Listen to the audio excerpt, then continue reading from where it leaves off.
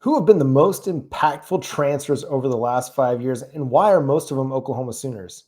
We'll talk about that. We got a running back preview and some big movement in the top 247 sports update coming your way on today's episode of Locked On Sooners. You are Locked On Sooners, your daily podcast on the Oklahoma Sooners, part of the Locked On Podcast Network, your team every day.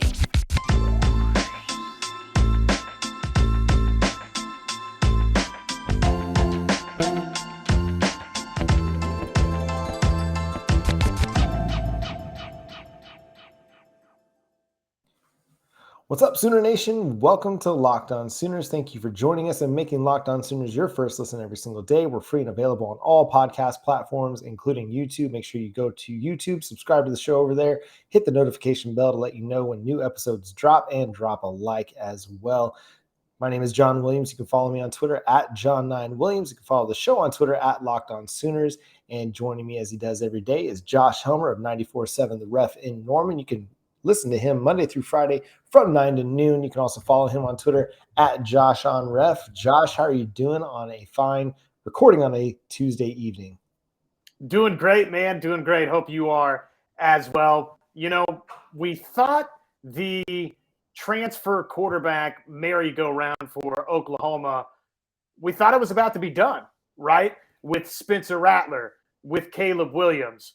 The idea that these transfer-in quarterbacks of Baker Mayfield, of Kyler Murray, of Jalen Hurts, we thought that saga was just about done. Little did we know that Spencer Rattler's 2021 season would play out the way that it did.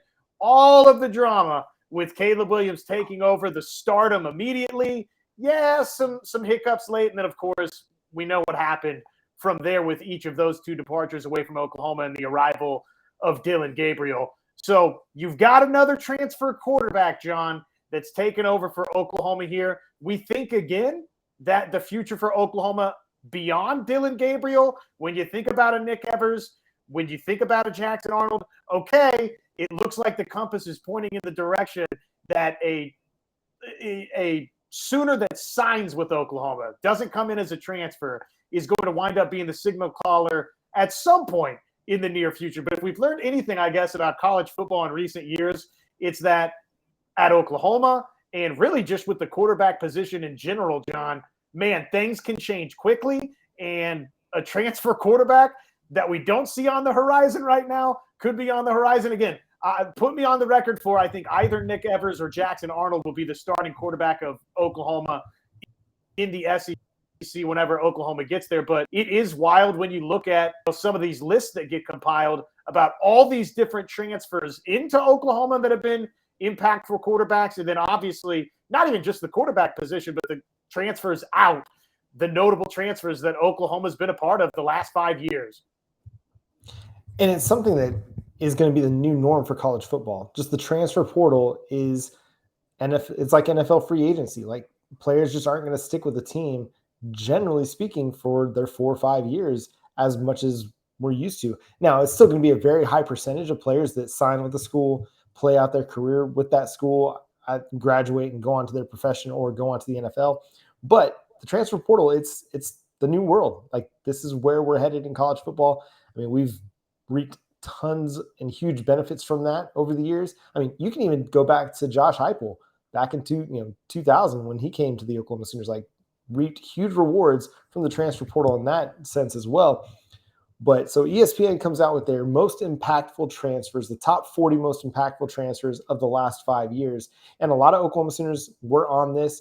The one caveat on this is that Kyler Murray was not included because he actually transferred to the Sooners during the 2017 season. So he was with the Sooners in 2017 before he actually became the starter in 2018. So not included on this list. Otherwise, he probably would have been number one, or probably number two, because we know who number one was, and that was Joe Burrow, who was originally signed with Ohio State, ended up transferring to LSU and kind of rewrote the record books as far as offensive football is concerned during that 2019 season.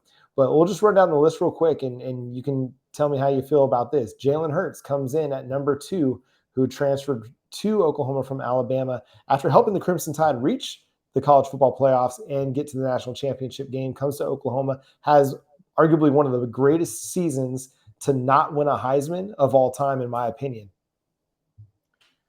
Really was terrific for Oklahoma in that standalone season. Obviously, it ends with the bitter disappointment versus the aforementioned LSU, but you just think about what his numbers were: 2,780 yards, 23 touchdowns, 13 more on the ground. So he was obviously terrific for. Well, actually, I'm looking at his initial numbers. 3,851 yards with Oklahoma, 32 touchdowns, and ran for what? Is that right? 20 touchdowns with Oklahoma, or is that just over the course of his career? That's pretty mind-boggling numbers. Touchdowns. Yeah, that's I mean, that's an incredible season that he had with Oklahoma. So really just the stability, outside of the numbers, clearly I'm discombobulated here reading through those notes, but the numbers of that season individually were great, but really more than that, John, the stability that he provided the program and keeping OU on the map in a season where they needed somebody to bridge that gap. And he provided a tremendous amount of leadership. Like, he came in and he took over the room almost immediately. I still remember, this is before, I became, a Sooners, podcaster or writer, just still a fan. And I remember, like, on Twitter, on social media, just the video of him squatting, like maxing out on the squat, and everybody just like coming around him and celebrating his new, personal best and all that. Just like everybody just, elated and stuff like that. It's like he had command of the locker room just because of his work ethic and his attitude. And I think that's another reason why he was such a impactful transfer addition for the Oklahoma Sooners. Yes, the production on the field, tremendous. We'll never forget that Baylor comeback either. Being down 28-3 and then orchestrating that comeback down there in Waco, just phenomenal performance. And it kind of goes a little bit underrated, I think, a lot of times when you think about, Baker, Kyler, and Jalen, just because he didn't win the Heisman. Had Joe Burrow not existed that year, Jalen Hurts very much would have won the Heisman, because his season was remarkable. Like, you read the numbers and you have to go check. You have to go like cross-reference that to make sure, is that accurate, that he, had more than 4,000 total yards and almost in more than 50 total touchdowns, because he was phenomenal. A few other names on this list with Oklahoma ties. Caleb Williams comes in at number 4. We don't need to rehash all of Caleb Williams' story because it's been talked about ad nauseum. Had a good season for Oklahoma, wasn't great. You talked about it early. He stumbled down the stretch a little bit, but I still think he's going to be a good quarterback, and he has a chance to be really great for USC. I don't think there's any misconceptions there that he's going to be pretty good. Anything you want to note on that front? Yeah, I would say probably number 4 is too high for me at this point, but they're projecting here what he's going to ultimately do at USC. And I think anybody that is objective about it realizes the potential that is there with Caleb Williams. That, we could be talking about one of the great star quarterbacks in college football history when it's all said and done. That's doing some projecting. But again, like I said, probably too high for me, but I get why he's at 4. Yeah, and and I think that's what's happening on this list quite a bit, and we'll get there as we go, because Spencer Rattler comes in at number 10. Obviously, he hasn't done anything for South Carolina yet, but we think he's a pretty good quarterback and should be able to do some good things for the Gamecocks. Number 21, Dillon Gabriel. Now, I get maybe why you might rank him so low on this list, or like, in the bottom half, because he's going from UCF to Oklahoma. You want to know, can he make that transition to the Big 12 competition? But if you're thinking about what he's done in his time, I mean, he's been fantastic. Like, we've gone over the numbers, and he helped keep UCF as one of the kind of premier Group of 5 programs. Comes in behind Gardner Minshew, who went from East Carolina to Washington State. I mean, what did Washington State really do? I mean, yeah, they had a pretty good season, but they had some issues. They weren't perfect. Shane Buechele going from Texas to SMU. Okay, he was fine. Derek King going from Houston to Miami. I don't think we've really seen that play out really, really well. And then Jackson Dart going from USC to Ole Miss. And again, you're projecting out. You think Jackson Dart's going to be great at Ole Miss, but what have we seen in the past from him? Not really a whole lot to like hang our hat on just yet. So Dillon Gabriel kind of coming in behind those guys is a bit surprising to me, but I can see why people might have some questions. Yeah, I think you just want that consistency across the board. Look, I don't think by season's end, I mean, maybe in terms of just projecting to the National Football League, but South Carolina is not going to have as successful of a football season as Oklahoma and Dillon Gabriel are going to have. I think Dillon Gabriel statistically is set to have a better season than Spencer Rattler. So I think by season's end, we might be having Dillon Gabriel well above Spencer Rattler on this list, even, just projecting out. So that to me is a little bit of a, eyebrow raiser, head scratcher there. But hey, I'm not going to complain too much. Dillon Gabriel being at 21, clearly he's mentioned here as an impactful transfer.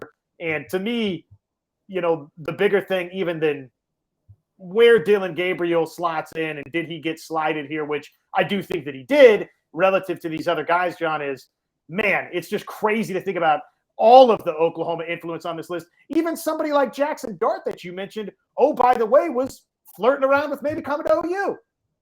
Yeah, he was definitely in consideration even after Dillon Gabriel committed to Oklahoma. Like they were still pursuing him. He still took a visit to Norman. So it's people who are concerned about Oklahoma's ability to continue to recruit quarterbacks after Lincoln Riley left. I think this offseason proved to you that that's not going to be an issue. You get Nick Evers, a 4-star quarterback who was originally committed to Florida. You get Jackson Dart, who was a 4-star quarterback, now is a 5-star. You had Jackson Dart, who was, did I say Jackson Dart or did I say Jackson Arnold before? I can't remember. Jackson Arnold, now a 5-star quarterback commit, your first commit of the Brent Venables era.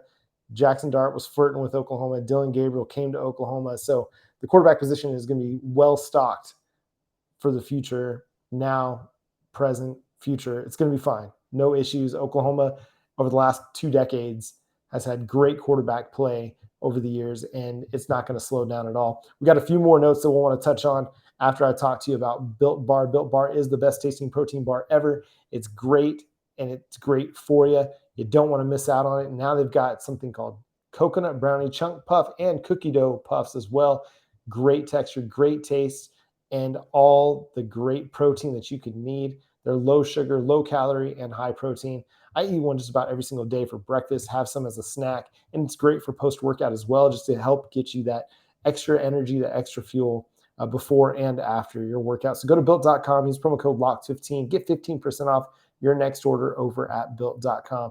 A few more names I want to touch on here because this list from Tom Van Haren over at ESPN is just kind of interesting. Coming in after Dillon Gabriel at number 34 was Mario Williams, who transferred to USC. And I think this is where I get a little bit confused with this list a little bit, because he was good for Oklahoma in a limited role last year. And we think he's going to be good because he's a 5-star player. He's got a ton of talent. We think he'll be great. But is he the most impactful transfer? I don't see that just yet. I think he can be a really good player, but I just don't see him in that realm as some of these other guys. Like, you're putting him on the same list that you're putting Jalen Hurts and Justin Fields and Joe Burrow. Now, sure, much further down the list, but I mean, has he done enough to warrant being put on one of these impactful transfer lists, unless you're just projecting out and saying he's going to be as impactful as a Jamison Williams was going from Ohio State to Alabama? Because that's where I have a bit of a problem with this list. Sorry, Josh. No, you're good. It's a fair question. Jordan Addison was number 5 on this list. If you're, sitting right there screaming at the YouTube video or driving around your vehicle, what the heck? How can they have, Mario Williams and not have Jordan Addison? Well, they did have Jordan Addison very, very high up on this list. And to me, that might work against Mario Williams a little bit in this regard in terms of impactful transfers. You don't think that Jordan Addison is far and away going to be the number 1 target for the USC Trojans? Of course he is. Now, you want to counter argue me right back and say, well, but that's also going to help Mario Williams go out and get his too. Okay, maybe, but Yeah, it's, again, probably too high for somebody like Mario Williams at 34. Even projecting out with him, John, I just think probably you're going to see you'll see a little bit better numbers than what we saw from Mario Williams at Oklahoma in his true freshman season, simply because guess what? It's no longer a true freshman season, but it's not like he's going out to Hollywood and he's this number one target for USC. He's not.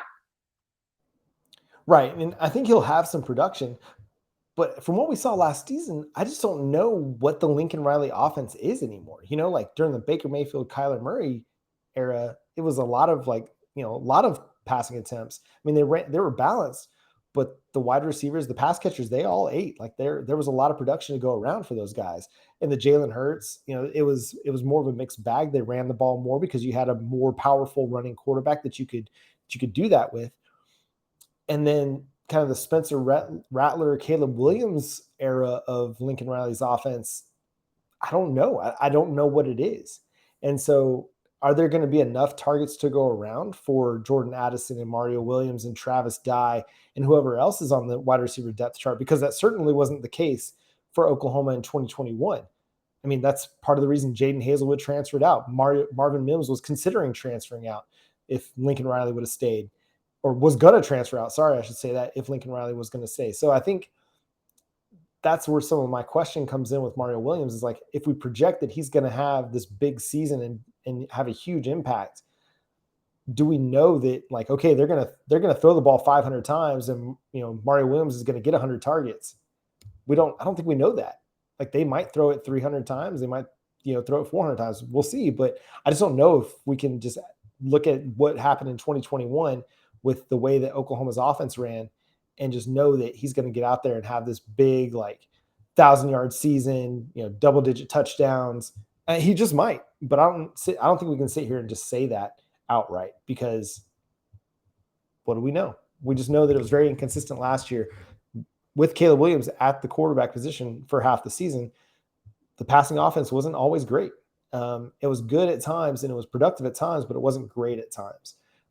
As well. And so just interesting. And then a couple more nuggets on this list that I thought were interesting, because we're looking at players that were the most impactful transfers, and a guy like Tanner Mordecai, who was an Oklahoma backup quarterback, came in, played sparingly at times, transfers to SMU, puts up a big season. SMU goes 8-4. They're kind of in contention for the AAC title for, the first couple months of the season.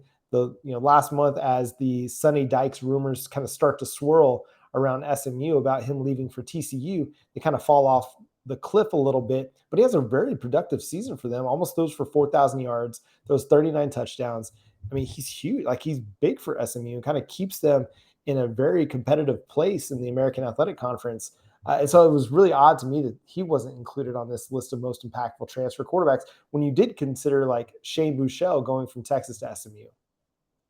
I don't know. So that one is there anybody from Oklahoma that transferred in right now that you feel like got snubbed a little bit? Maybe a Key Lawrence? Yeah, and that's who I considered. I thought Key Lawrence was a very impactful player last year for the Oklahoma Sooners.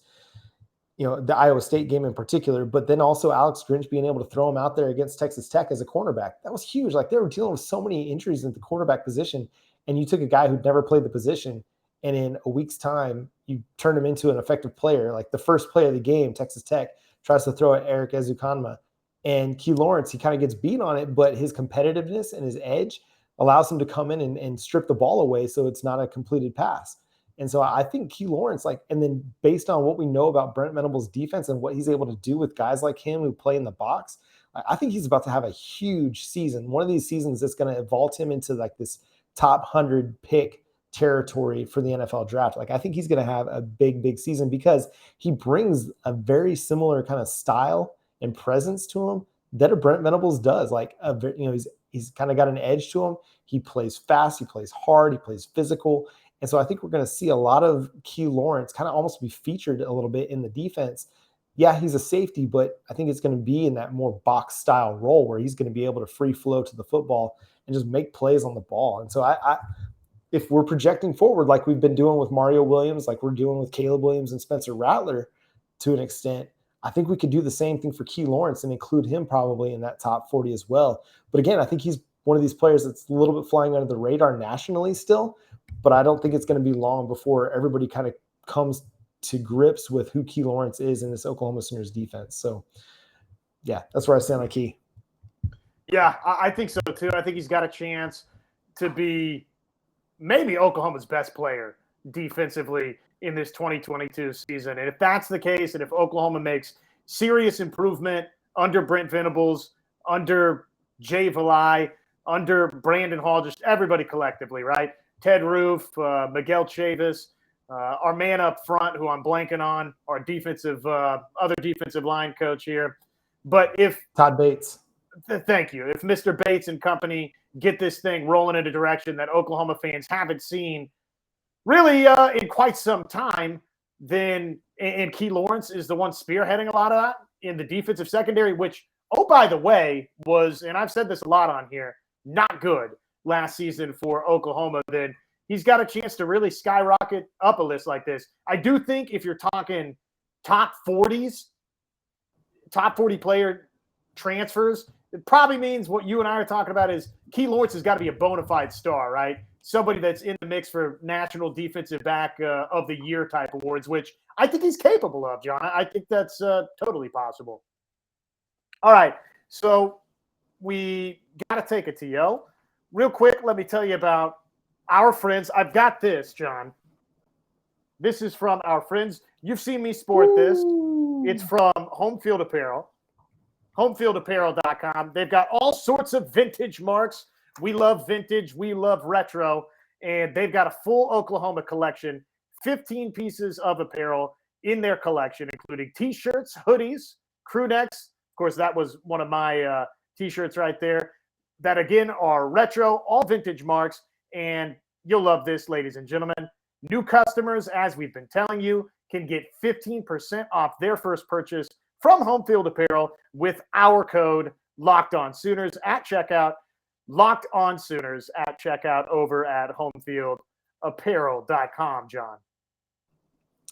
Yeah, and something you normally have to go like scour vintage clothing stores for that retro look. You can just go to Homefield Apparel and get some great feeling T-shirts. So I love them. My wife has already got her plans in to get some Homefield as well. So make sure you go check it out. Josh, we're going to get into the running backs because this is going to be a very interesting position going into the 2022 season. Kennedy Brooks gone to the NFL. In the Oklahoma Sooners got Gavin Sawchuk, Javonte Barnes, who we saw in the spring game returning. We've got Eric Gray, who we can talk about in a second. I thought was going to get a much bigger slice of the pie last year. Started out that way and then kind of teetered off. Marcus Major is also returning. They got a nice little transfer addition as well in Bentavious Thompson from UCF. Also received another transfer in a JUCO player in Tawi Walker. And then you got Jaden Knowles and Todd Hudson, your walk-on players from last year, who were solid players in the Western Carolina game. So, Josh, just your initial feelings about this running back group as we head into 2022. I'll be totally transparent. I don't know enough about the UCF transfer to have a strong opinion one way or the other yet. That's something I know that's a mid-June transfer addition for Oklahoma. So you would think you've had plenty of time to get this research done, but probably need to spend some time watching a little bit more of his game film to have an honest opinion for you. So from that standpoint, what I'm looking at right now, I still feel like it's the two incoming youngsters that you're talking about in Javonte Barnes and Gavin Sawchuk. I think Barnes has a very realistic chance to be a serious difference maker for Oklahoma, just based on some of what we heard throughout the spring, the fact that he's an early enrollee type of guy. Obviously, we know about fourth-year rusher Marcus Major as well. And then what do you make of this quote from Big 12 football media days? I'm reading a story from the Tulsa World right here. And this is from Marvin Mims. Quote, EG, Eric Gray, EG is running that room as if he's been there for 5 years, John. That's just the guy he is, especially with Kennedy leaving. I mean, it's new times, end quote. Eric Gray's a leader. I mean, I don't know who else you'd turn to at this point. And that's not to take anything away from Eric Gray and what his leadership capabilities are. But are we expecting a guy like Marcus Major to kind of be the leader of the room, who had his own kind of academic issues last year that kept him out for a lot of the season? Are we expecting your true freshman runners to be the leaders in the room, your walk-ons? I don't think so. So kind of by default, it's Eric Gray. And that's not to say that he's not going to have a productive season. Like Brent Venables, anytime that the running back position is asked about, who's the guy he talks about? Eric Gray. Like that's the guy that stands out to him the most when he's asked about the running back position. He says he's doing everything right. He's running really well. He's got a great grasp of the offense. And I think he could have a great season for Oklahoma. Like I really feel like he's got a Deuce Vaughn type potential to him.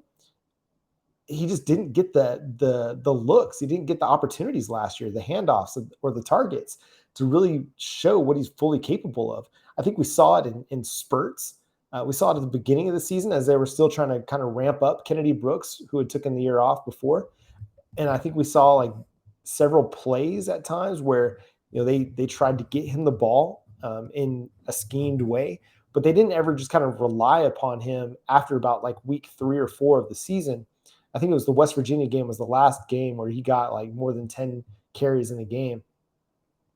And so I'm curious to see how it's going to look a little bit different. I think Jeff Lebby will be a little bit more creative in how he gets him the football, not just on screen plays or not just on swing passes, but I think he can really get Eric Gray out in pass patterns, like out down the field, and utilize his pass catching ability a little bit more.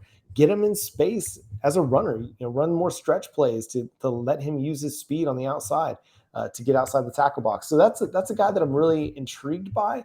I'm not fully sold on kind of what to expect from him yet. I think he can be a really good and a dynamic runner, somebody who could probably put up 1,300 total yards.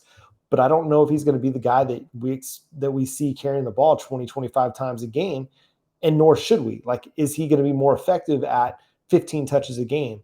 And then you can give the other, 5 to 10 between Marcus Major and Javonte Barnes. Javonte Barnes is the guy that continues to get a lot of the hype around him. And I think the encouraging thing about Javonte Barnes is they threw him into the deep end in the spring game. They said, you're going to carry the ball and you're going to carry it a lot. And he held up. I mean, his yards per attempt weren't great. I think it was like 3.5, 3.6 for the spring game.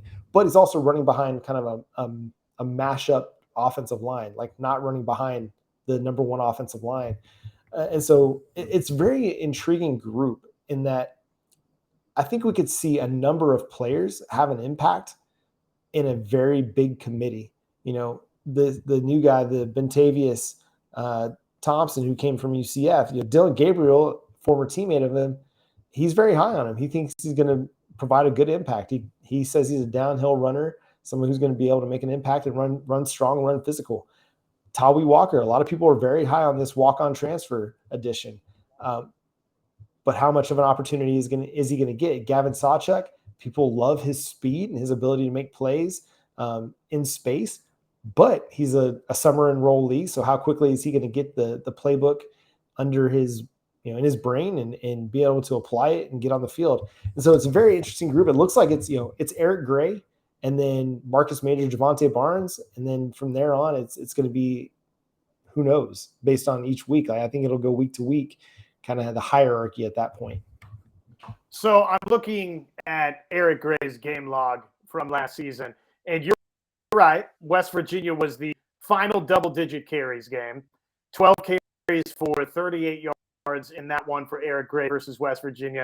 He had 15 before versus Nebraska for 84 yards and 9 in the first 2 games versus both Western Carolina and Tulane. And remember, to start last season, it was really Eric Gray and Kennedy Brooks splitting time at the running back position. But obviously we know that Kennedy Brooks, as he should have in 2021, did establish himself as Oklahoma's leading runner. And that meant that Eric Gray didn't have quite the same production coming down the stretch. He finishes with 78 rushes for 412 yards, couple of rushing touchdowns, 23 grabs for 229 yards.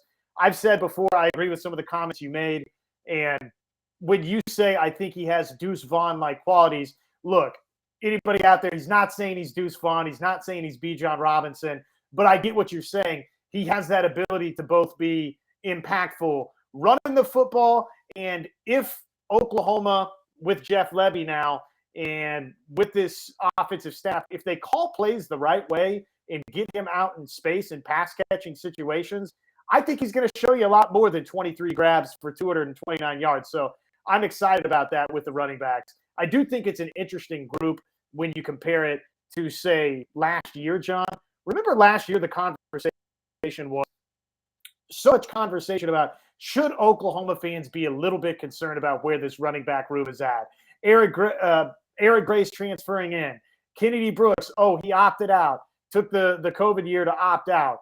And, I think you and I were in agreement that we were both very, very high on what Kennedy Brooks would have coming back from having opted out, but others were maybe more concerned about that. Okay, we fast forward to now.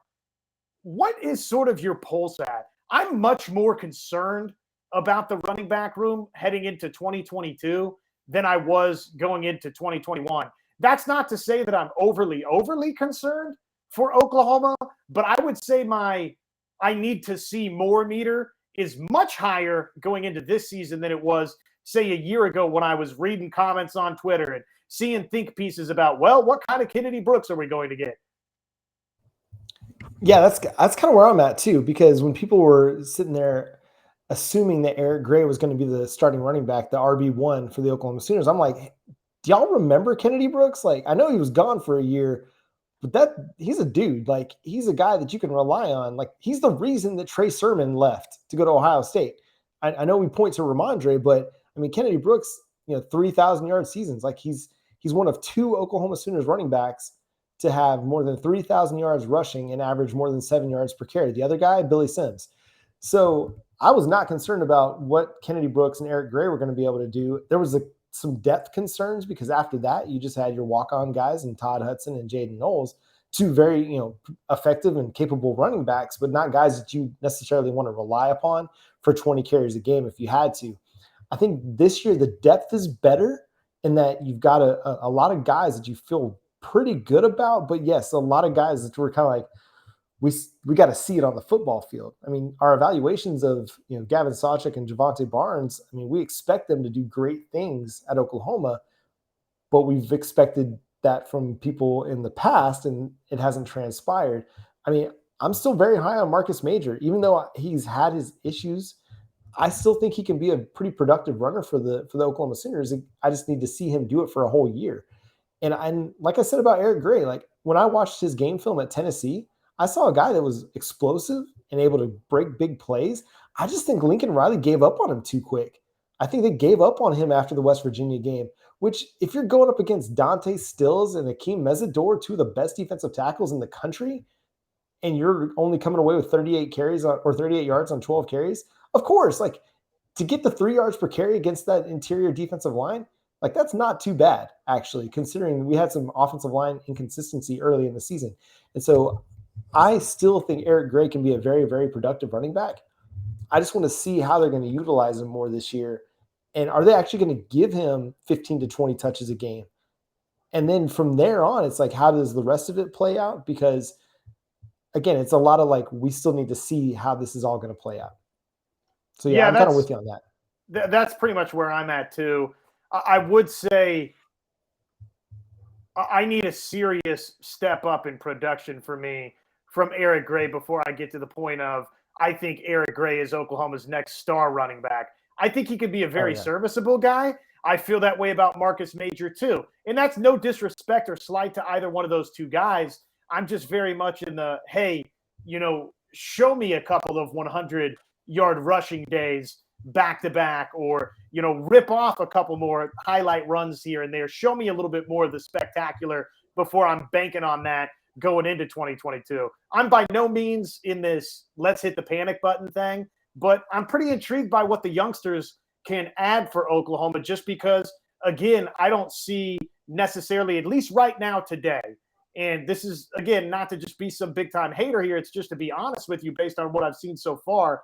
In Gray and Major, I haven't seen yet, okay, that's Ramondre Stevenson, that's Kennedy Brooks, that's Samaje Perine, that's Joe Mixon. So I'm still kind of wait and see in that regard with it. And I think there's an opportunity for a Javante Barnes or a Gavin Sawchuk potentially. Yeah, and I think Javante Barnes is the guy that if we see somebody other than Eric Gray and Marcus Major kind of take the reins, I think it's him because he's shown that he can hold up to a workload.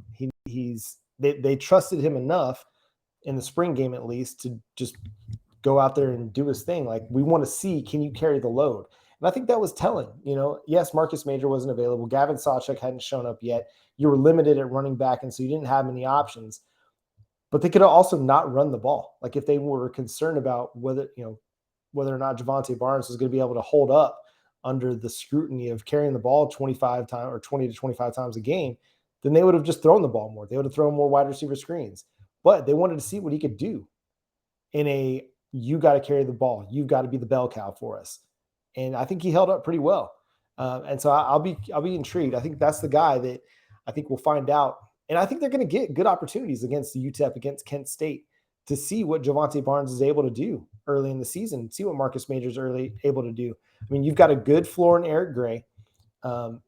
Hopefully he can raise that floor heading into the season, because I think they're going to need it. I think we need to see them run the ball much more consistently early in the season than they did last year, so they can help the offense get into a rhythm and get more comfortable with Dillon Gabriel at quarterback, with Marvin Mims, getting Theo Weiss back. I think the passing game is going to be fine, but we got to get more consistent and more productive rushing early in the season this year, and not have it be these kind of boom or bust type games like we saw last year at times. Last thing we got to touch on before we get out of here, Josh, is the top 247 update. So Jackson Arnold officially is a 5-star. He was a 5-star about a month ago in the 247 Sports Composite. Now in the top 247, he is also a 5-star, number 5 quarterback in the country, moved up to number 15 in their rankings. So big shout out to friend of the show, Jackson Arnold. Jaquez Petaway actually dropped a few spots in the top 247, went from 34 to 40. I kind of take that with a bit of a grain of salt, just because some of these things are like, so the evaluations can change in a minuscule way, in a fraction of a way, that it drops a guy 6 spots. But the big jump was Adepoju Adebare, the edge rusher out of Kansas City. He got a significant bump. He went from number 106 to number 48 in the top 247. Caden Green also got a big bump, 105 to 70. And then Samuel Omasigo from 123 to 105. Our guy Lewis Carter, just a little bit of a bump, 126 to 124. And then another friend of the show, Joshua Bates, earns his 4th star from the 247 Sports folks. So yeah, big shout out to Josh. We're happy for him over there, and I think a lot of people saw it coming. It's just also good to see it actually happening. Any takeaways from the top 247 update, Josh? Well, it's great to see the majority of those guys on the upward trajectory get recognition that we thought was possible in a final top 247 update. Obviously, Jackson Arnold, no surprise there for him. I'm not going to freak out about Petaway, still a top 40 skill guy in this class. And obviously PJ Adebare, that's terrific news to see that. And several of these defensive guys for Oklahoma as top 125, 150 players for OU. So it's a great class that has really, really come together the last 2 months. It's exciting. Yeah, so they got 7 guys in the top 200 and 4 guys in the top 100. It's pretty salty, and they're still in on several more of the top prospects in the country for the 2023 cycle, and we'll continue to cover it here on Locked On Sooners. Thank you so much for tuning into the show today, and make sure you subscribe to Locked On Sooners wherever you get your podcasts. We're free and available on all platforms, over on YouTube as well, so make sure you subscribe to the show over there. Make sure you follow Josh on Twitter at JoshOnRef and hear him from Monday through Friday from 9 to noon over on 94.7 The Ref, and also on the KREF app. You can stream it for free worldwide. You can read my work covering the Sooners over at thesoonerswire.com. You can also follow me on Twitter at John9Williams. For Josh, I'm John. We'll catch you again this week. Boomer Sooner.